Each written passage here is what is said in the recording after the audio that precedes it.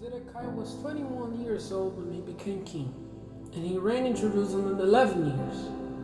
His mother's name was Hamutal, daughter of Jeremiah. She was from Libnah. He did evil in the eyes of the Lord, just as Jehoiakim had done. It was because of the Lord's anger that all this happened to Jerusalem and Judah. In the end, he thrust them from his presence. Now Zedekiah rebelled against the king of Babylon. So in the 9th year of Zedekiah's reign, on the 10th day of the 10th month, Nebuchadnezzar, king of Babylon, marched against Jerusalem with his whole army. They encamped outside the city and built siege works all around it. The city was kept under siege until the 11th year of King Zedekiah. By the 9th day of the 4th month, the famine in the city had become so severe that there was no food for the people to eat. Then the city wall was broken through, and the whole army fled. They left the city at night through the gate between the two walls near the king's garden, though the Babylonians were surrounding the city. They fled toward the Arabah, but the Babylonian army pursued King Zedekiah and overtook him in the plains of Jericho. All his soldiers were separated from him and scattered, and he was captured. He was taken to the king of Babylon at Riblah in the land of Ramoth, where he pronounced sentence on him. There at Riblah, the king of Babylon killed the sons of Zedekiah before his eyes. He also killed all the officials of Judah. Then he put out Zedekiah's eyes, bound him with bronze shackles, and took him to Babylon, where he put him in prison to the day of his death. On the 10th day of the 5th month, in the 19th year of Nebuchadnezzar, king of Babylon, Nebuzaradan, commander of the imperial guard, who served the king of Babylon, came to Jerusalem. He set fire to the temple of the Lord, the royal palace, and all the houses of Jerusalem. Every important building he burned down. The whole Babylonian army, under the commander of the imperial guard, broke down all the walls around Jerusalem. Nebuzaradan, the commander of the guard, carried into exile some of the poorest people and those who remained in the city, along with the rest of the craftsmen and those who had deserted to the king of Babylon. But Nebuzaradan left behind the rest of the poorest people of the land to work the vineyard and fields.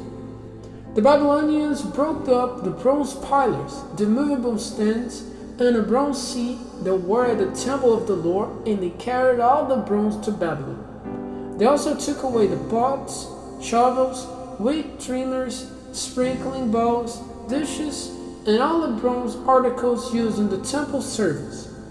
The commander of the imperial guard took away the basins, censers, sprinkling bowls, pots, lampstands, dishes, and bowls used for drink offerings, all that were made of pure gold or silver.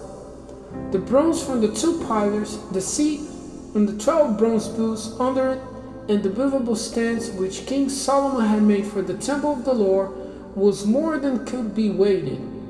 Each pillar was 18 cubits high and 12 cubits in circumference. Each was 4 fingers thick and hollow. The bronze cabinet on top of one pillar was 5 cubits high and was decorated with a network and pomegranates of bronze all around. The other pillar with its pomegranates was similar. There were 96 pomegranates on the sides. The total number of pomegranates above the surrounding network was 100. The commander of the guard took as prisoners Seraiah the chief priest, Zephaniah the priest next in rank, and the 3 doorkeepers. Of those still in the city, he took the officer in charge of the fighting men and 7 royal advisors. He also took the secretary who was chief officer in charge of conscripting the people of the land, 60 of whom were found in the city. Nebuzaradan the commander took them all and brought them to the king of Babylon at Riblah. There at Riblah, in the land of Hamath, the king had them executed. So Judah went into captivity away from her land. This is the number of the people Nebuchadnezzar carried into exile. In the 7th year, 3,023 Jews. In Nebuchadnezzar's 18th year, 832 people from Jerusalem. In his 23rd year, 740 45 Jews taken into exile by Nebuzaradan, the commander of the imperial guard. There were 4,600 people in all. In the 37th year of the exile of Jehoiakim, king of Judah, in the year Marduk became king of Babylon, on the 25th day of the 12th month, he released Jehoiakim, king of Judah, and freed him from prison. He spoke kindly to him and gave him a seat of honor higher than those of the other king who were with him in Babylon. So Jehoiakim put aside his prison clothes and for the rest of his life ate regularly at a king's table. Day by day, the king of Babylon gave Jehoiakim a regular allowance as long as he lived, to the day of his death.